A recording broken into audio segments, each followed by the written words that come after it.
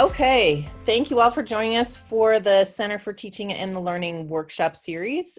Today's workshop will be presented by Rudy Garnes on using ePortfolios. So Rudy, it is all yours. Oh, wonderful. Thank you for asking me to do this. Thank you all for showing up. Um, Rhonda Davis and I talked about ePortfolios during I forget what we're calling it now, the workshops we did at the beginning of the semester. The NES, the Norse Educator Summit. Okay, I think that changes names every year now. Is that the idea? Or is No, this... we just made a single change last year from the Okay. MGGI Yeah, to Norse Educator Summit. which sounds fine to me. I'm good. Anyway, I was happy to be able to do something there. This is a bit of a longer version of some of the ideas that we talked about there. Rhonda can't join us because she's teaching right now. I was hoping she could be here as well to give some insights. But let me share with you what I hope to cover today. I thought I'd break it into thirds here.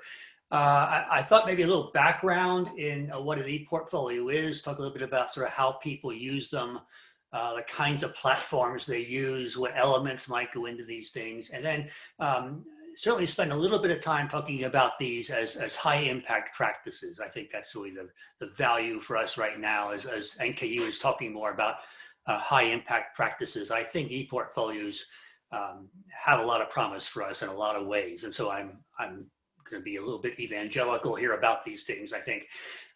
So we'll talk about a little bit of background about what they are. I thought I'd talk then about sort of in use.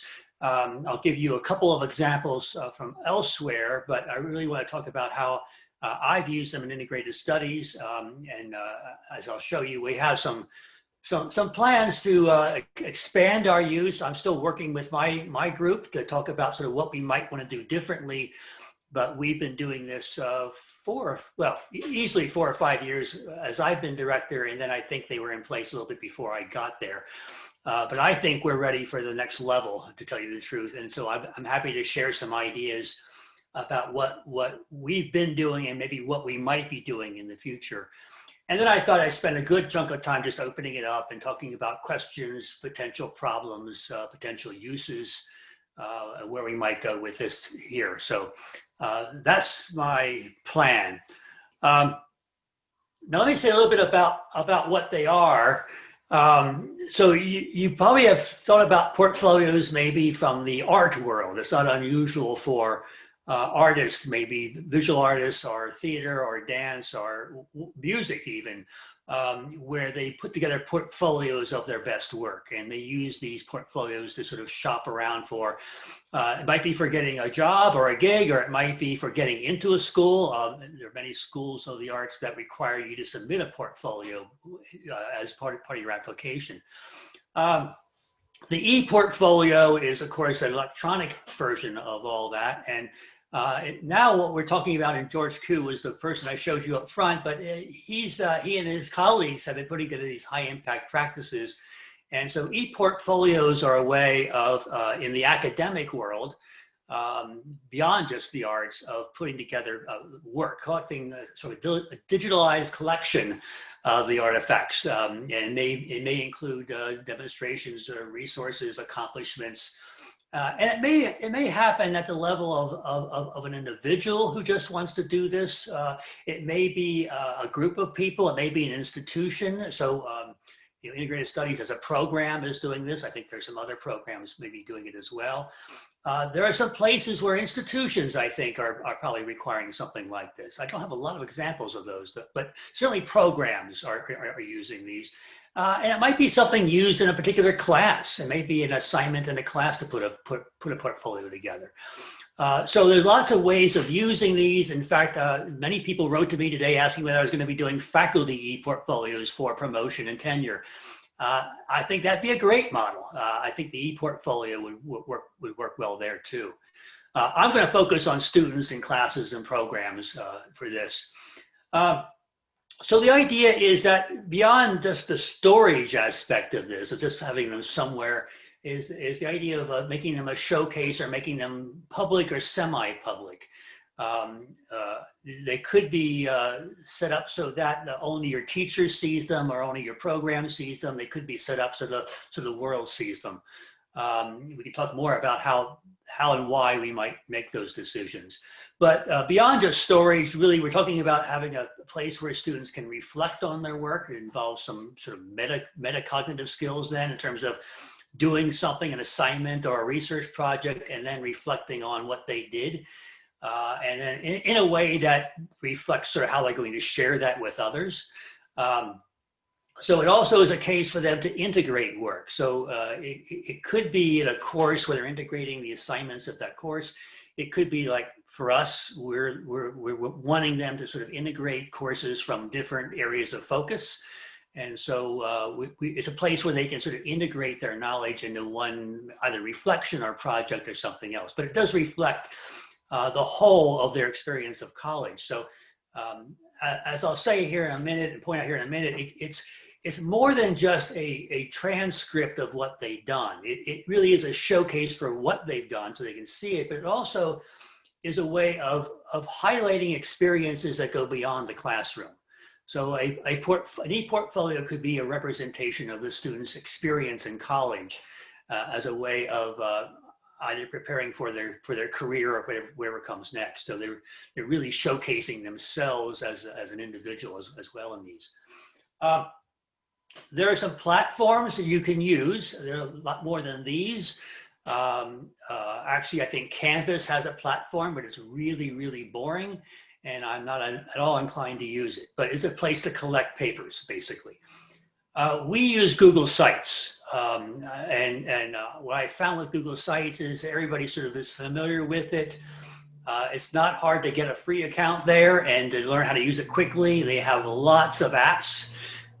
Everything from YouTube videos to documents to spreadsheets to images to movies to all calendars and forms, all kinds of. So Google has a huge suite of applications that easily get pulled into a Google Sites page. So I like the look of it. I like the feel of it, and so that's where we are. But I do see that we have Adobe Spark. I think we have a license at NKU. I don't know how widely used it is, but Adobe Spark is a way of creating really web pages, but it can be used as portfolios as well. So they might be worth exploring. And then I know students have used, in fact, Chris Brewer Chris, you weren't doing it. I was talking to somebody about Squarespace.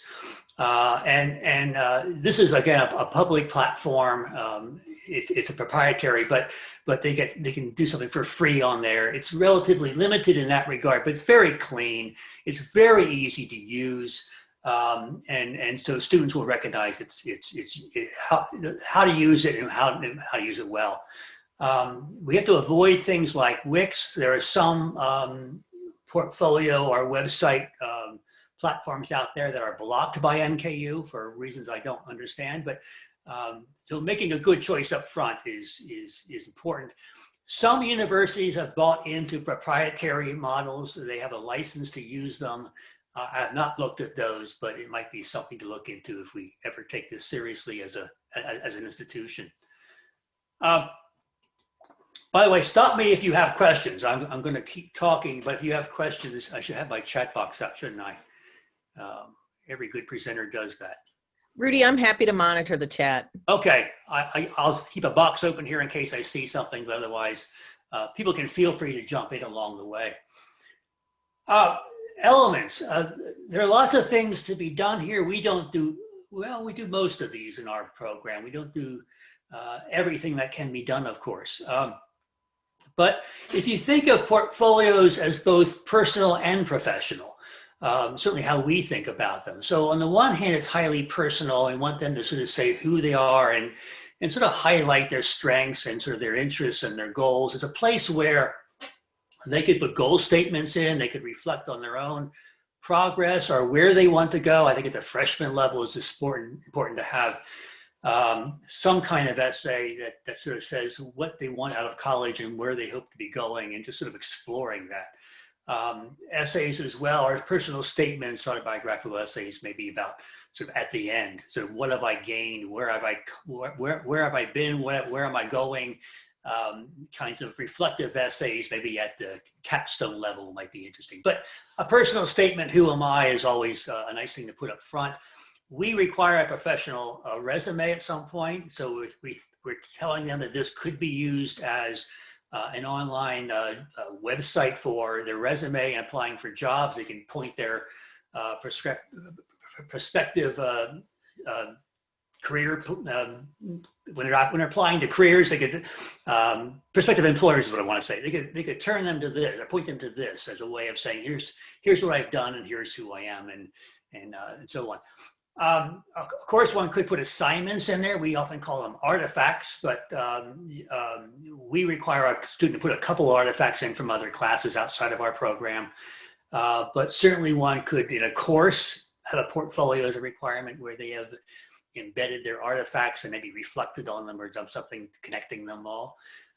Research projects, we have this in our capstone courses, and so they could embed these. If you're using a VoiceThread, as we're using in the celebration, those VoiceThread demonstration or presentations can be embedded, and they can certainly be put into a portfolio. If you're using Google, you can easily embed a YouTube video of what you did. As I say, reflection essays are, I think reflection is a real highlight here. And so students could be reflecting on what they did, on the progress they're making, and where they hope to go, on all kinds of, but I think reflection is one of the keys here. This is really a place for them to do that. And then experiences are something we haven't done enough of, but I'm going to do more of. But here's where we can sort of tie the curricular with the co-curricular, or even the extracurricular in some ways. And in terms of internships and travel, the volunteer experiences they've had, I put leadership experiences down here, maybe some clubs and organizations, again, if they volunteered or they had leadership in those, and then maybe even relevant work experiences that tie into sort of who they're becoming as they're going through college, what matters to them. And so I think here's a place where we can sort of not just have the classic academic transcript of what courses you took, but a kind of a real embodiment of all the things that sort of made you who you are when you leave college. And that includes accolades and awards. I think all too often there's no place for them to put those. They don't show up on transcripts. And sometimes they'll show up on resumes, but I think that could be part of what they're doing here. These are what are called high impact practices. We talked about these earlier in the year. This is really the latest edition. It's number 11, I believe, of the original 10. But what's interesting about it is that many are now arguing that it really is sort of a higher level, higher impact practice, in that it embodies a lot of the things that high impact practices are known for. So they can be used in lots of ways, teaching and learning, programmatic assessment, career development, so they have that broader context in which we can use them. I have some definitions here.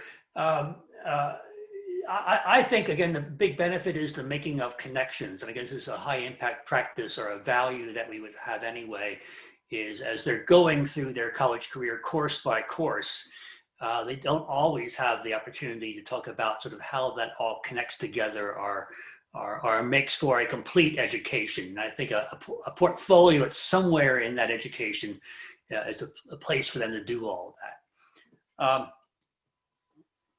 I'm just sort of going to quote here. This is David Hubert and some others here talking about this. In the world of HIPs, high impact practices, ePortfolios might actually play a unifying and organizing function.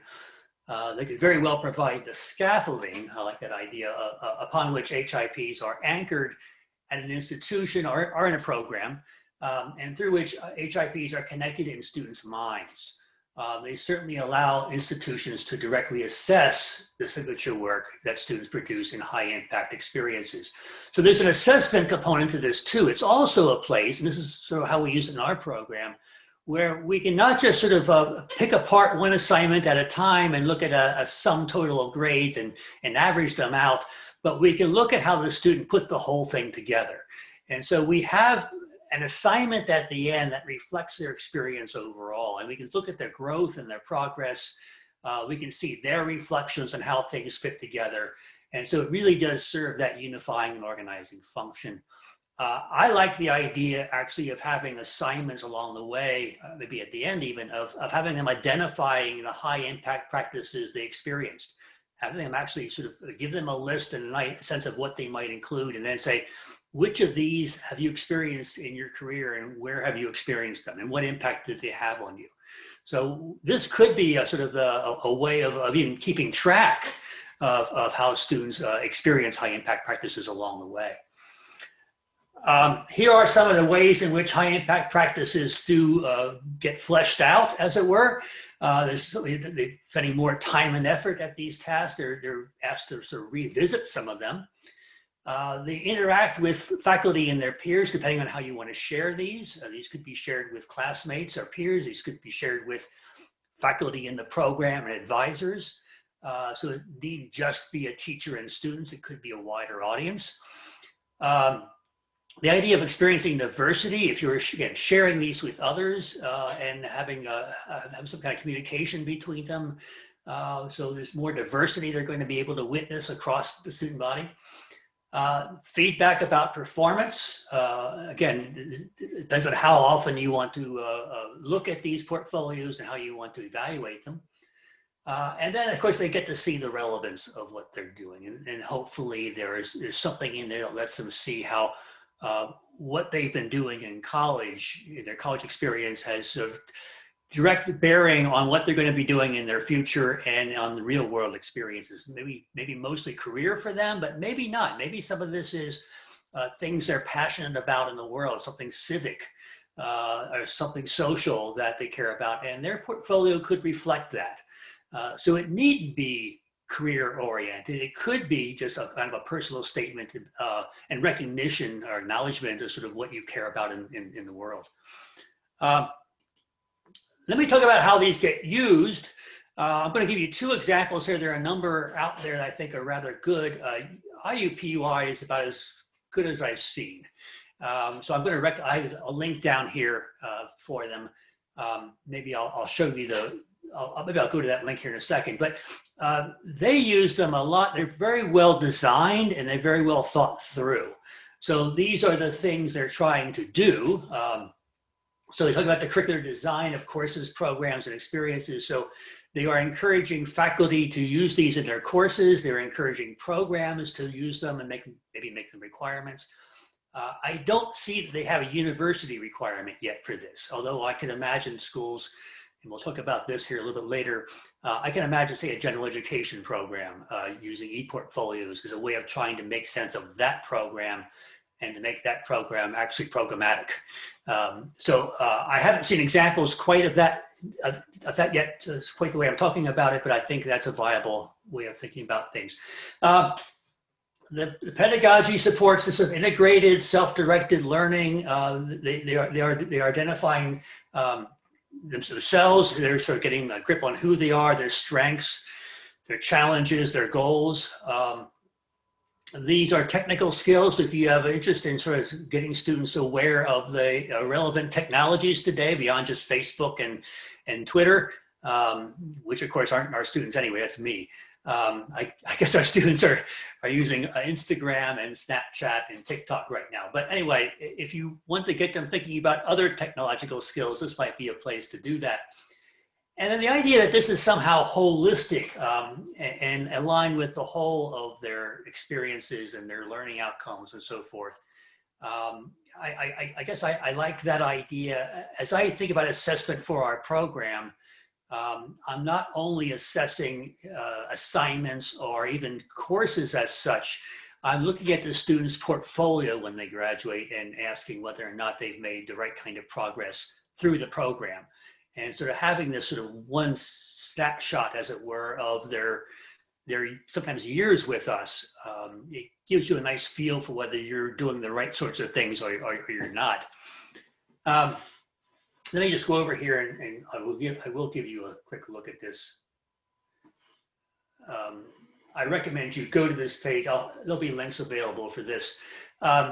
This is just a PDF file. They have a whole website on this, but the PDF itself is very encouraging. They have the purpose here, definitions for what they're doing. And what I liked was this taxonomy. And I think our speaker this fall talked or pointed us to this. It's just very well done. They have these four, they call them profiles of learning for undergraduate success plus. So think of these as objectives or goals. I guess they call them attributes maybe. But these sort of define what they care about at the institution. And then they sort of talk about ePortfolios at different levels of use. So, the problem solver or the early sort of lower levels used might be in a course, it might be in assignments. It's sort of aiming at some particular set of goals they might have. But as you move up to the higher levels and different models, I should be moving out here, high impact, higher impact, highest impact, you see how you can escalate their use. So in many cases, we are by program, high impact, sometimes higher impact. I'm anxious to look at the highest impact models myself, but I do recommend this. It's very well written and very well thought out. Go back here.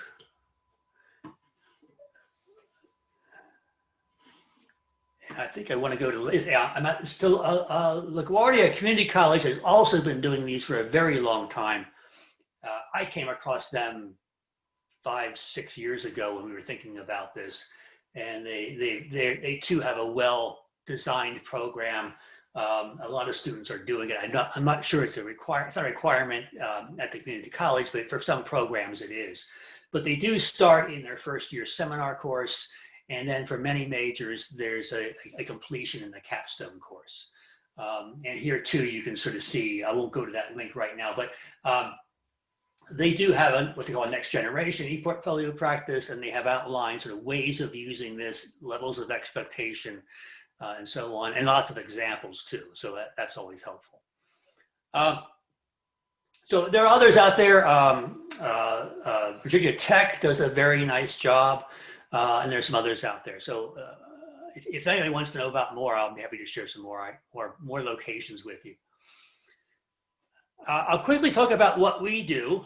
Now we've been doing this, again, I was a director maybe 15 years ago as an interim for a year, and then I left and I came back about 5 years ago, and they had been doing something along the portfolio line, but it was minimal. And so what we wanted to do was sort of beef it up and make it more central in the program.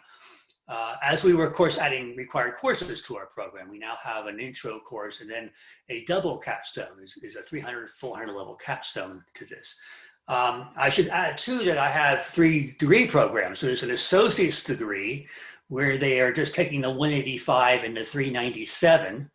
And then there's the bachelor's degree where they take those 2 courses plus the 497 capstone, an additional capstone research project. And then the master's degree, we also do this. We have a 585 intro and a 793 capstone. So I'm using portfolios in all of these. The 2 that overlap are at the undergraduate level. But our learning objectives are the same throughout the program. These are the 4 learning objectives with integrative thinking, critical thinking, effective communication, and information literacy are the 4 learning objectives in all of our programs. And what we do is escalate or advance the expectations in each of the programs. So that makes it a little bit easier to design portfolios for the program, but that's what we've been doing. So we do have elements. Let me go, I'll show you here. We have a handbook or a guidebook, if you will, also produced on Google Sites, where I try to lay out for students what our expectations are, why they're doing this, what's to be included, and then some help about how to get up and running. I think I'll just go to this. So this is, again, the platform here is Google Sites. Hope everybody is seeing that. Are you seeing a web page right now? Oh, people are. Yes, we are. Okay, good. So front page, I just define who we are, what we're doing, and the program structure for students who need to be aware of that. We talk about sort of the portfolio, then why we use them, what our goals are. I will say that in addition to evaluating students in classes on particular assignments, there's also a rubric and an assignment for the overall portfolio at the end. And there, what we're looking for in the overall portfolio is to be professional looking and well organized, easy to navigate, and that it reflects sort of that they do have a good understanding. So they've included assignments that do demonstrate their understanding of integrated study, but also the kinds of SLOs that we're talking about. So that's really all we're asking of them in the overall portfolio. So it's one grade among many, but it is a grade. So we are reminding them of what our learning objectives are. I show them a little bit about how to create, how to choose a platform. We work with Google Sites, of course, how to start, what content might be like. I do give them an overview of the things that are required in the different courses and the different programs. So there's our intro course, what's required. There's our pre-capstone, if you will, and our capstone, the 585 and the 793. And then for the graduate level, because there's maybe some distance between the intro and the capstone, we're asking them to update the portfolio somewhere in between with some other artifacts or a bibliography or something along those lines. They get some insights about designing their portfolio. So if you're in the bachelor's program, these are the SLOs primarily. These are the required pages for you if you took for everybody. And then if you took the 185, you add this. We do have some transfer students who we waive on 185, and so that would not be in their portfolio. If you've taken the 397, and everybody will have, this goes in there. And all the capstone students would add all these things. Now, again, if you're an associate's degree student, you're not taking this capstone, so they wouldn't be part of that. So they do get a sense of what their table of contents should be like. We've been a little fast and loose about this, I think. I mean, as I look through the portfolios I have been looking at, they don't all include everything they should. So you use the points, but that's sort of where they have been on that. I talked about how to add content, including videos and maps and papers and what have you. But I do spend some time on the look and feel. So it's important that they understand it's personal. So they need to be creative enough to reflect their personality and their strengths and all their interests and so forth. But it's also professional. And so they need to understand that this might be seen by an employer or somebody. So we got to keep sort of driving that home to them. They get samples. And I will show you a few samples here. 3 from the undergraduate. I have a few here from the master's degree, but maybe a couple of these. Brittany Reynolds, I think I just go up here. There's Brittany Reynolds right there. So she has a rather sparse home page, but then you go back here to her courses. What she's doing is organizing her courses. And so she has a disciplinary essay, and she has an essay from English here, a project from English. This essay, again, she's just embedded an essay there. Okay, so that was an assignment she had. The 497 capstone, you'll see there's a research project that would also require some other components, and that was sort of just embedded in the page. And then she has a statement of purpose on here as well. So it's very nicely done. It's very clean. It does everything we ask. I think the other one here is Rebecca. Rebecca's, I like Rebecca's. This is a long page listing some of her areas. Actually, this is sort of the About Me page. If you go to her home page, that's the longer page. The home page actually has her resume up front. You slide down through the nature of interdisciplinary work, her definitions, her areas, and so what courses she took. If you go to her resume is there, the courses, here's the introduction course. And of course she has embedded some imagery, some images, and then the essay is linked to, the autobiographical essay is linked to, and then I've got a brief description here of the significance. So I think this is very nicely done. She did a nice job with design. It certainly is hers. She's reflecting herself in this, and she's captured the material that we all want to see. There is one here I was going to show you from someone who used, this is Adobe Spark. And this comes off as a long page, but it's very nicely done, very attractive with her resume. and then her autobiographical piece. And then this is just for the 397 course. So here's a major assignment in that course and so on. So Spark would look something like that. Let me go back here if I can. Not going too fast. So that's our rubric. Let's see here. I give them the purpose. I'm sorry, let me get back up here a little bit. I'm a screen ahead.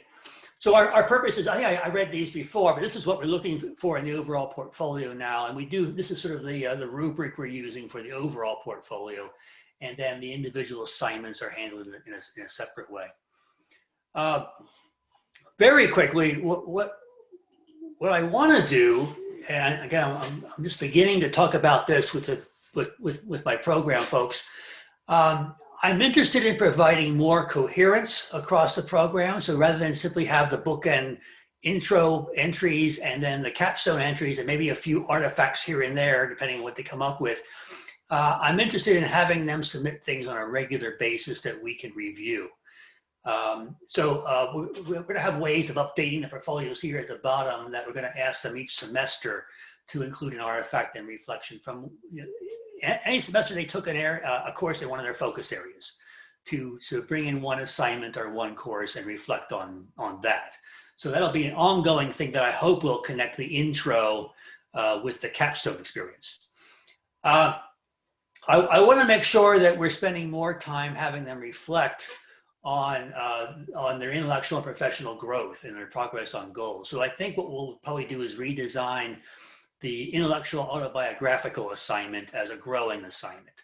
So we have a certain kind of goal for the freshman intro 185 class about sort of where are you thinking of going, what are your plans?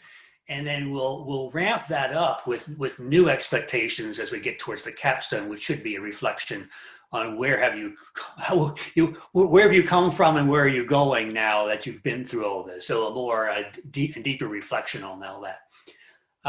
I want to share these more widely with my program faculty and advisors. Right now, the faculty member of the course sees them and I will see them. But I want to start the practice of our advisor even having access to the student's portfolio during an advising session. Right now, our advisor does a fantastic job of mapping out their graduation plan, of understanding who our students are and what they need. And in my program, they're all different. She's amazing, but I think this would be a great tool for her to be able to just call up and look at before she has the advising appointment and then say, I see in your reflection. Yeah, I do. You're muted. I can't hear you, Abdu. Yeah. There you go. So I was saying I typed the questions in the chat, but since I'm going to have to step away soon, I just wanted to make sure I get them in. First thing I want to do, Rudy, is really applaud you and your program for using a portfolio, ePortfolio for your assessment. As you said, I think it provides you with a very nice way to have what I would consider as a longitudinal assessment where you're looking at different times as opposed to a one shot of just looking at one time. So I think that's something that really I think we need to applaud your program for. I have two questions. So as you were talking about this, I kept thinking, if you could talk about examples of data or information you've gathered or you've collected from this that allowed you to step back and go back to your program and say, well, when we looked at the ePortfolio for this year or for this group of students, here's a trend we've seen. How could we go back to the program and make sure we address that? Or what do we need to do to make sure that we correct that measure or we reinforce it? Or it's even something very positive that we want to make sure it keeps happening. So if you could just talk about that. And the second question was, do you have any data or information about how students have used this portfolio for when they're looking for jobs and how helpful it has been for them? Yeah, on the second question, I don't have data. I really don't know. And would love to find a way of tracking that, and maybe we can be clever this year and come up with that. But I really haven't been following them after they graduate. I guess true in many programs, we have a hard time following our students. The first question is a hard question. And the advantage is, and you're absolutely right, the holistic model, the longitudinal model is really, really helpful. The downside is it's very hard to quantify. It's very hard to come up with, here's the problem. I'm going to close the loop, as you guys like to say, by doing this, and then we'll have a higher number late next year. It's very hard to do that. So what we've been doing, and this is always under revision, but what we've been doing is taking that rubric. And I asked faculty in every class and every semester to fill out, look at your portfolios, and as a whole, don't give me an assignment, as a whole, do they reflect integrative thinking? What percentage of the portfolios you saw this year, what percentage reflect satisfactory or better along that dimension, along, say, critical thinking or along integrative thinking? And they will give me back percentages. They'll say, well, 80, and I'm looking for 80% to pick a number, but if they might say, well, only 70% of my students really did satisfactory or better on critical thinking. Not terrible, but that tells me we need to start talking about critical thinking. Right, so it's a broad brushstroke, as it were. It's a wide door to walk through, but it gives us a clue as to where we need some more work. But it's a chance for us to drill down. Yeah. I'll put it that way, right? It's the opening salvo here. So I have seen a couple faculty tell me that, well, critical thinking. Students aren't doing quite as well on the critical thinking side of things. They're doing quite well on information literacy. Okay, well, let's focus our attention this year on critical thinking. What are we doing? What could we be doing? And then, of course, closing the loop would be seeing higher averages in the future. So it's really opening up the door. It's not here's a test. Now I need to get 85% passing the test. It's not that granular. It's much more of a starting point. And now we are going to have discussions this year in our program about, well, what are we doing on critical thinking? What are the assignments? What should we be looking for? And so on. So yeah, I hope that answers your question. I think that's about as good as we're going to do.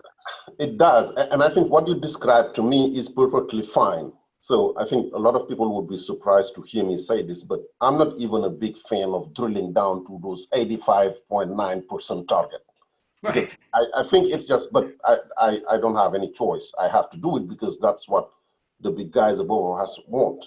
But I think what you described is perfectly fine. Just being able to know that critical thinking is an area we might want to, focus on. To me, that's a good information to have. And that's a good piece of information. If we can act on it, no matter however we decide might be the best way to act on it, to me, that's what's the most important. And what you described, I think, just clearly answers my question, and that's what I wanted to get at. Well, the other aspect of our program is that doing integrated or doing interdisciplinary work with different teachers, it's important to get clear on what they all mean by success on an assignment. If you're giving a standardized test, for example, it doesn't matter what you think it means. It's a number, right? And so you got to hit a number. But if you're doing a more interdisciplinary kind of project, a more self-exploratory kind of project, or where it might be, it's not clear you're going to get a number everybody's going to interpret the same way. And so it's important for me as a director to say, okay, let's have a conversation now. I see you're giving high marks on critical thinking, but you're not giving high marks on critical thinking. Let's have a conversation on what you're doing and you're not doing, and then we'll see sort of what needs to be done. So I think that's where the assessment has to start. In a program like ours, at least, where there's no, where any rubric is going to be open to interpretation as ours is. Thank you. Right. Well, thank you. So that takes us to my last slide, which is questions. Thank you, Abdu. So I threw some things down here. I guess I'm open as to what questions you have. I don't mean to sort of steer this in one particular way, but I'm guessing people maybe have had experiences with ePortfolios, or were thinking about using them, or have some doubts about using them. I think there are some challenges here, but I'm curious what other people are thinking. And I open up the floor, or the Zoom floor, whatever this is, to the rest of you. So Rudy, this is more just a comment.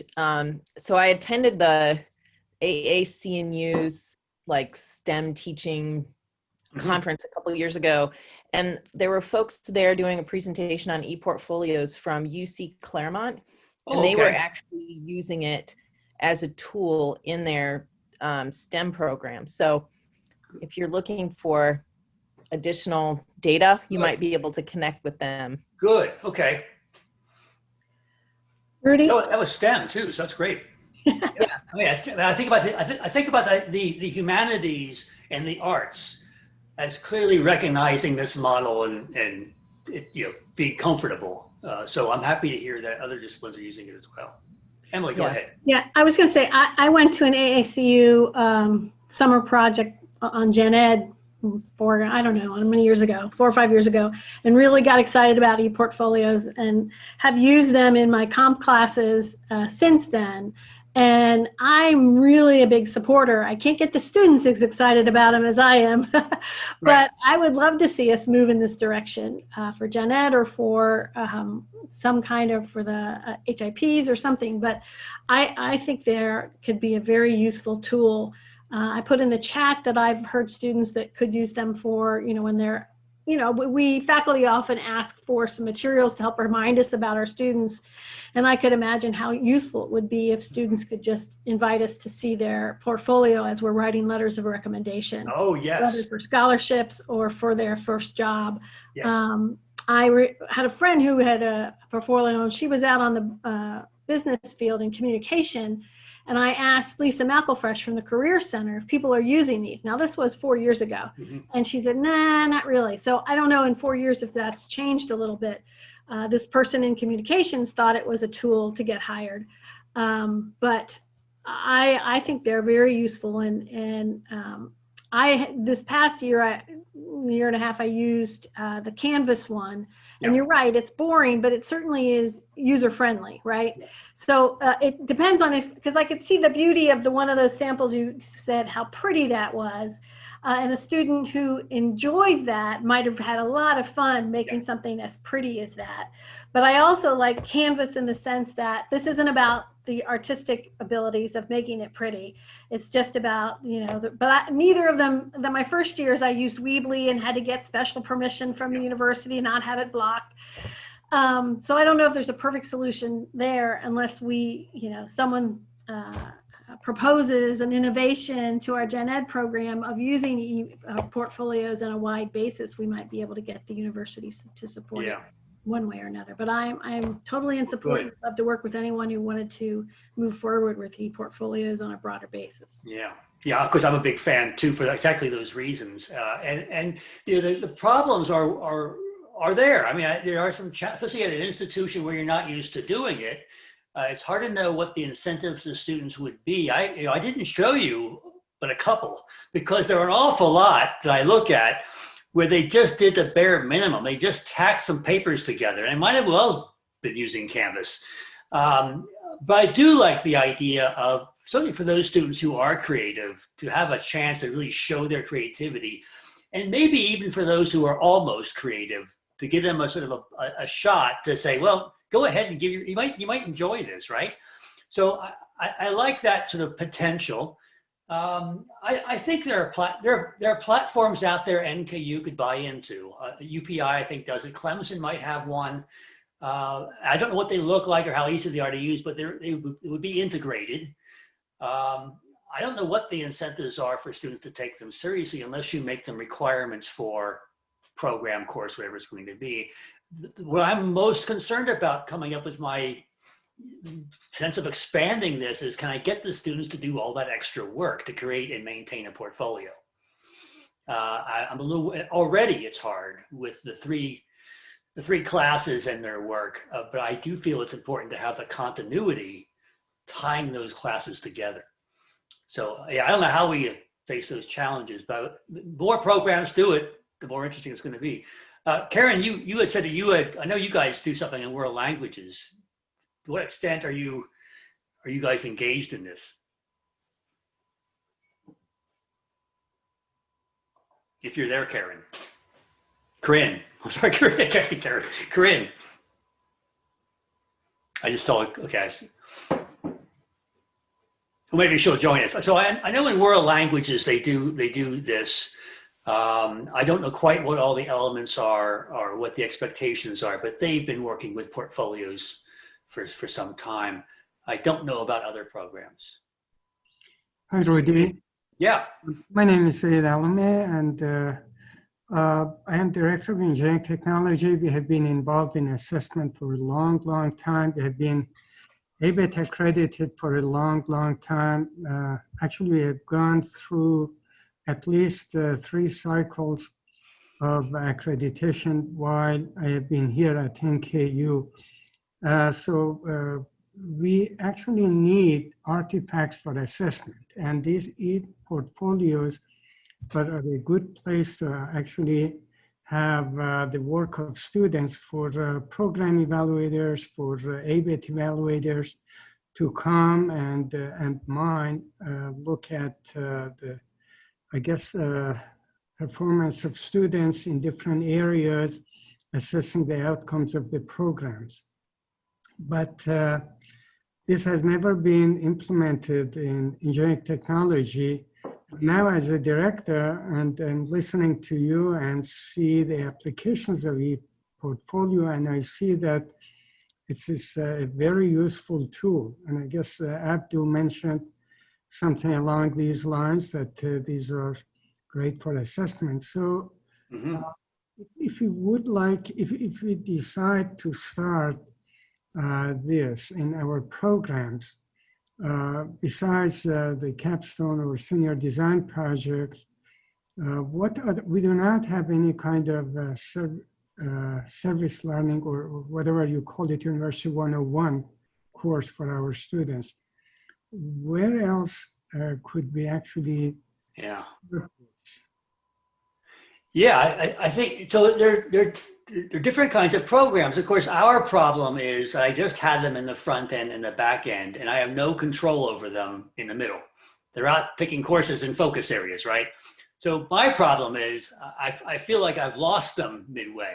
In a program like yours, they have a fairly regimented curriculum, right? They have to hit certain marks along the way. And so it seems to me that you could identify a required course early on, maybe a required course in the middle, and maybe a required course at the end, and say, well, we're going to take a snapshot of each of those courses. So we want students to turn in something from each of those classes. You could pick the classes that would have the best kinds of artifacts that would be most telling for you, but you could select them carefully.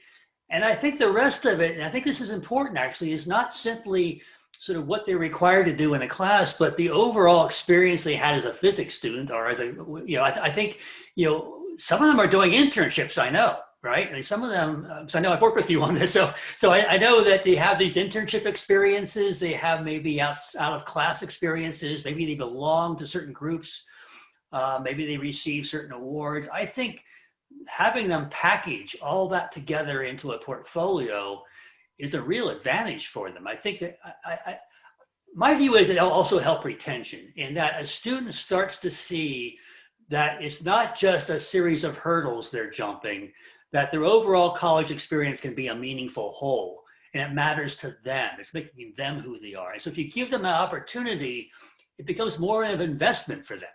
Anyway, go ahead. You had a... Yeah. So how long would these portfolios be available for you or for, let's say, external observers? We have ABET accreditation every 6 years. Yeah. So would they still be there, or the student can the students delete them, or? Well, so what I've struggled with this. I would like to see them permanent, and then so I can show them off. Not always. So even some of the examples on my homepage, students have taken them down. So what I tell students is, when you leave NKU, it's yours, right? I mean, it's your creative product. And so I ask for their links, right? I collect all the links from all the students and the titles.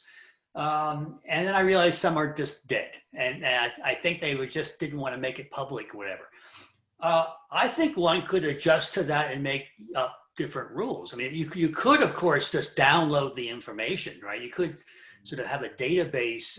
We do this now with the celebration. Even though these are VoiceThread presentations, students are giving us the right to have these chronicled. And so they're being put to, the library is putting them in a big database for us. If students don't want us to have that right, they can say no. And so we're not forcing them, but we are able to download them and save them as a chronicle of all the celebration presentations. I think a program could probably do something like that too. I haven't pursued it, but a lot of them are still up. And I do ask students if I can show them as a demo. That doesn't mean they're going to keep them alive forever, but many of them have. I got a couple that are now just gone. And I don't know whether they just didn't keep them up or they decided it was too personal to be public or what they thought. But what I am going to do as a way of handling the privacy issue, I think, is ask students to share. We're using Google Sites. So you share your Google site page along with all the uploaded or attached documents with nkUIST@gmail. And all of my faculty and advisors will have access to that email, but maybe no one else will. And so if they don't want to make it public, they can still make it accessible to us in the program so we can continue to assess it and see it over the long term. Again, it's no guarantee they'll keep it alive once they graduate, but it's maybe a middle layer where they'll feel a little bit more comfortable giving us access without having to give the whole public access. Thank you, Rudy. Yeah, good, great. Other questions or comments? Yeah, Rudy, I have two, sort of dovetailing on what Emily was talking about. Have you talked much with Jen Celio about this? And I bring this up because in, as Emily mentioned, in composition, the use of portfolios is decades old. Yep. Right? And it preceded the E part, where students, would bring in binders, and it included the same learning objectives of metacognition, of reflecting on what you've learned and comparing where you were to where you wound up, and what were the decisions you made in your revision. And I have talked with Jen, but only in my mind. So there's the next step to that. I mean, she comes to mind right away when I think about these. And so if I were going to do something larger, I would work with her. Well, and of course, then that means there's a huge literature on this in writing studies, both at the class level and also in the second part is the programmatic level. Because as I'm thinking about ePortfolios now, and Emily will remember this again, removing the E part. For years, this was the model. This was the program we had when I came to NKU. In our program, we required every graduating senior to turn in a portfolio. Yeah. And it was old school. Again, they were binders, but we thought about them so narrowly because we thought about them as just assessing our program. So students would do a lot of the stuff you're talking about. We asked them to choose 3 essays or pieces of writing that they thought represented their best work, and then to write a 4th reflective essay about why they chose these 3 and what they thought it should about their learning, which was great. But we then tended to use those just to see what do we need to work on in our classes, and would often come up, well, we need to work more on MLA style, or there was all sorts of opportunities there, and it was a lot of work for the students to produce these. And now with adding the E part, I think one of the reasons this is really taking off is that the E part makes the logistics so much simpler. You're not asking people, like in the RP&T process, we're no longer putting binders together. And that automatically starts opening up your thinking about what you can do with these materials, and how you can see this not just as a way of assessing a program, but really as something that is more student-centered and providing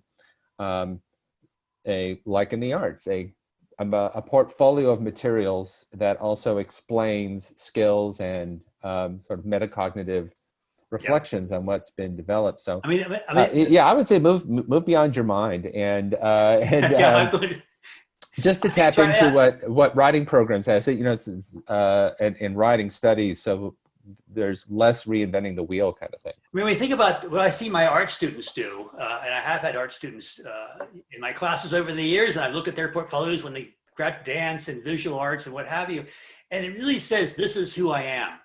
And there's something I really like about that when I see an art student's portfolio of wow, this is who I am. And they're giving you their best stuff, and they're talking about sort of what they care about and their passions. And, you know, that doesn't come across in a transcript at all. And it's not just program, you're right, it's not just program evaluation now, it really is student evaluation. It really is coming at things from a student point of view and making them the focus, and then we'll do assessment on that. I just like the priority of that. Anybody else? Corinne, are you there now? Maybe she. Anyway, She was there because she put something in the chat. That's why I keep thinking she's there. But I know they do it in languages. I'm just curious to hear what they do. Education, yeah, I guess I would think education. I would be surprised if nursing has. I've seen nursing programs. I don't know about ours, but I have seen nursing programs. Certainly art programs. I saw an example the other day where to get into the School of the Arts, you have to have a portfolio. Not surprising, but you have to have a portfolio. So anyway, other thoughts or ideas?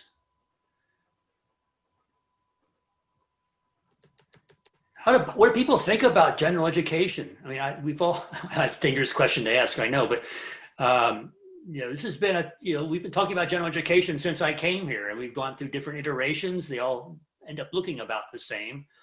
My sense is there's nothing really programmatic about general education. It's not really a program. It's a list of courses that are specialization. It's an introduction to specialization is what it is. And so you get lots of intro courses.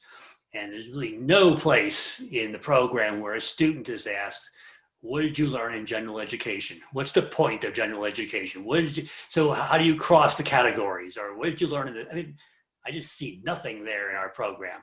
And I'm wondering whether ePortfolios might not be a response to that, and whether there's some way we could do that without a lot of burden, either on the students or on ourselves. That's the other sort of disadvantage here.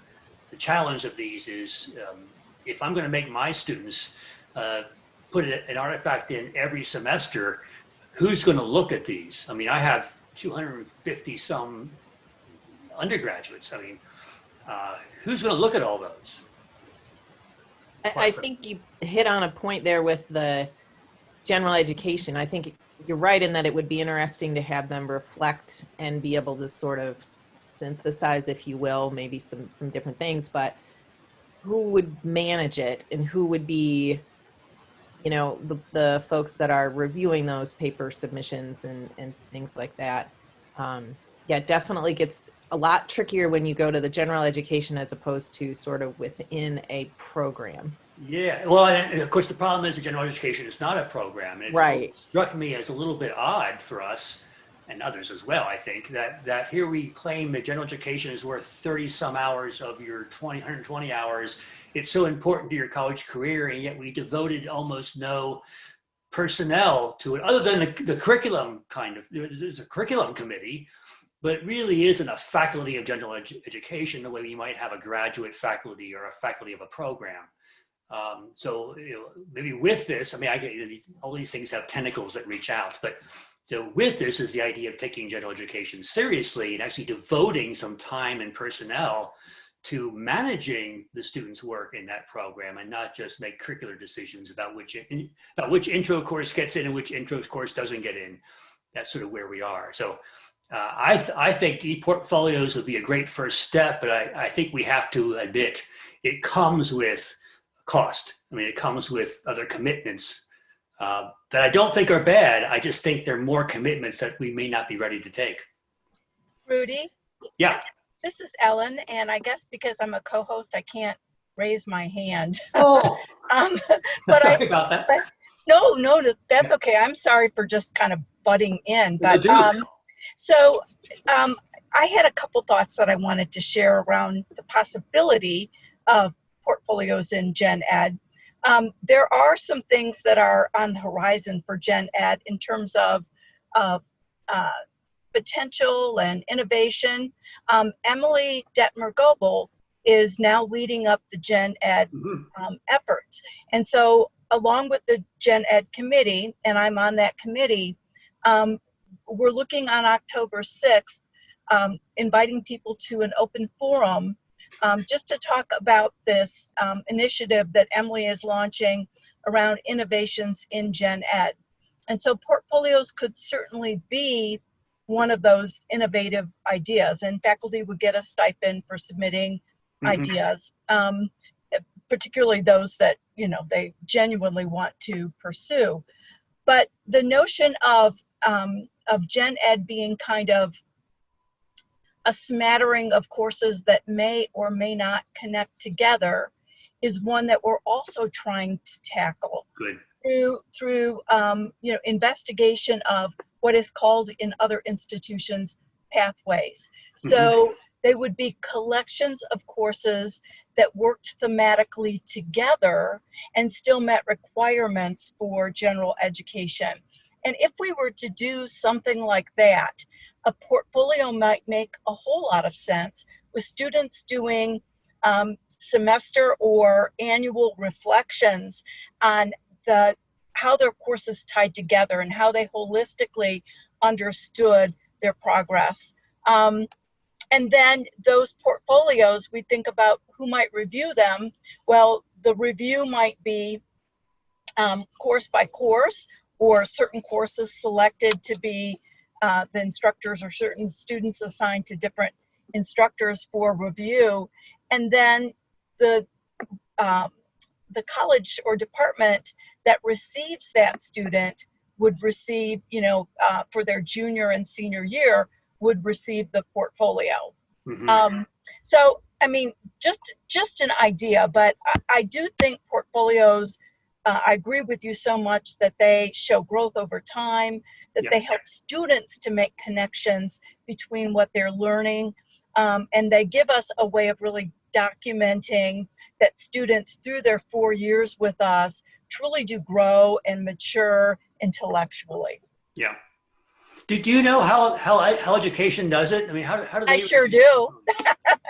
Yes, I do. You did. So there are many hands in the pie, education, but we have a systematic approach. Of course, their portfolios begin when they're in their third year, you know, when they get accepted into the program. But they begin right away in that first semester. And there are different portfolio elements that are required in each semester as they progress through the program. And the instructors that they're assigned to rate those portfolio elements. So a big part of it, of course, is the work that they submit during their practica, but they also submit things for educational technology, and in their foundations course, they submit a philosophy of education statement. So they end up each semester with kind of a rich array of portfolio elements, and they've been looked at by multiple people, including an outside expert, in other words, the person who's supervising the practica or the internship that semester. So what's really great about that is that, so for instance, I'm now supervising 2 clinical students, and I not only am looking at their portfolio elements for this semester, but I can also go back and review any of their portfolio elements from prior semesters. And so it gives me a better understanding of where those students were when they started with me this semester, where they've been, what they've excelled in, what maybe is still a weak area. So it's very beneficial in terms of instructor-student relationships and growth. But then they also have this portfolio at the end that, if they choose to, they can take with them. Right. Yeah, I think the idea of there'd be something they can take with them. I like that. It needn't be everything. It could be a subset of what they've been turning in. And then there being this other purpose, which is sort of clearly internal about, we want to know how much you've grown, how much, what the achievement levels are now. But you know, it just takes people. All these things are great ideas. We have a lot of great ideas out there, but it depends on where the institution wants to invest. My view has always been general education is just as important as the major. I mean, maybe it's just my view, but in a college education, general education sits right there alongside the major as being important. And so if you're going to dedicate lots of resources to a major, you got to be willing to do that to general education. And that might mean creating a body of faculty who are assigned, maybe with some special merit or some kind of special recognition, general education faculty. And then, as you have with education faculty, you spread it out. You distribute the load across that faculty to review maybe different parts of a portfolio, or maybe the whole portfolio, or whatever it might be. But lots of ways of trying to do this. I'm guessing Gen Ed is probably a very good place to try and do it, but probably we make more headway looking at programs who are already doing it and finding out sort of how they're succeeding or not succeeding and what their challenges are. So I'm happy to see education has been doing something. It's great. The other thing I would add to that is that it's not the portfolio is not a static kind of thing in terms of what goes into it, how it's evaluated. I mean, it's a moving, growing kind of piece, because standards of the profession change. You know, what is important to us in 2020 is very different from what was important to us in 2013.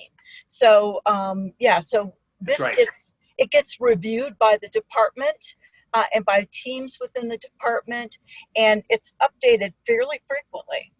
Yeah, I think the update's important. It's what I think my program is missing, and what I want to add is we're a bookend program. So I get an early version, and it sits on the shelf, or not literally on the shelf, it sits in their computers or wherever for a year or two, and then they graduate. Now they got to finish it. And I think, well, I'm missing the point, right? We're all missing the point if that's all they're doing.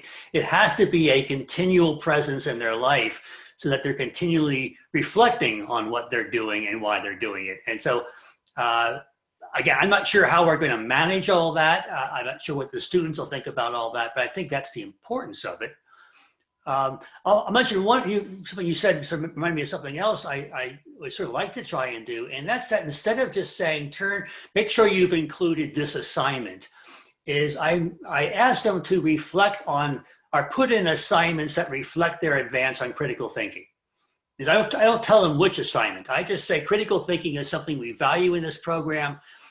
Give us an example of an assignment you did that really shows off your critical thinking skills. And let them make the choice, and let them in their reflection talk about why it qualifies or doesn't qualify.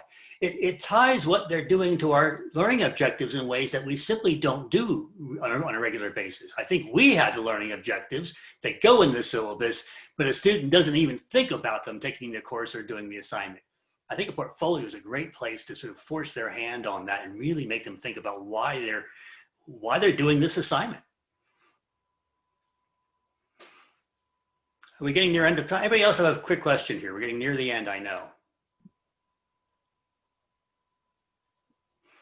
Well, I think, Rudy, that was awesome. And those were some good questions, and certainly a whole lot of food for thought for us, I think, moving forward with Gen Ed and even within programs. So thank you very much. Very good. We appreciate Well, if anybody it. wants to get conversations on Gen Ed going, I'm happy to be part of those conversations. Great. I'm not sure how much, whatever role I can play. Yeah, wonderful. Thank you very much. All right, thank you all for being here. I appreciate it.